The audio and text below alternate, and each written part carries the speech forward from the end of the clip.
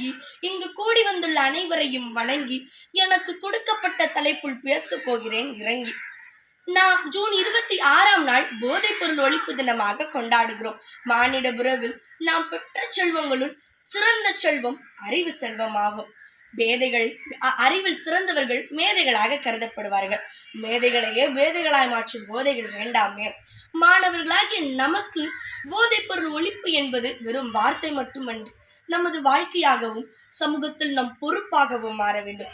ஏனென்றால் குடிப்பழக்கம் ஒரு மனிதனை மட்டுமல்லாமல் அவனது குடும்பத்தையும் உடல் நலத்தையும் மனநலம் என சமூக பொருளாதார என எல்லாவற்றையும் சீர்குலைக்கும்.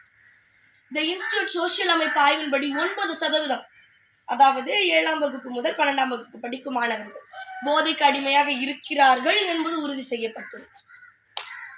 மாணவர்கள் போதைக்கு அடிமையாகும் பொழுது மனநல பிரச்சனைகளான மன அழுத்தம், மனசோர்வு, மனசிதைவு, பதட்டம் போன்ற பல பிரச்சனைகளுக்கு பலியாகிறது மட்டுமல்லாம் கல்வி, தொழில் வாய்ப்பு என எல்லாவற்றையும் இழந்து குற்ற செயல்களில் ஈடுபாட்டு தன் எதிர்காலத்தையே துளைக்கிறார்.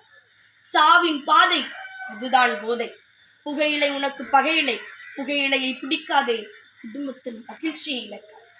போதையின் பாதையில் நீ நடந்தால் உன் குடும்பம் வறுமையில் நடக்குமல்ல, உன் குடும்பம் வறுமையில் தான் நடக்கும் என்பதை மனதில் விழிக்கின்ற பூக்கூட்டம் வெளியெங்கும் மனம் பேசும் என்ற கூற்றுக்கிணங்க மாணவர்களாகிய நாம் விழிப்போம், போதையை ஒழிப்போம், நல்ல ஒரு சமுதாயத்தை உருவாக்குவோம். நன்றி.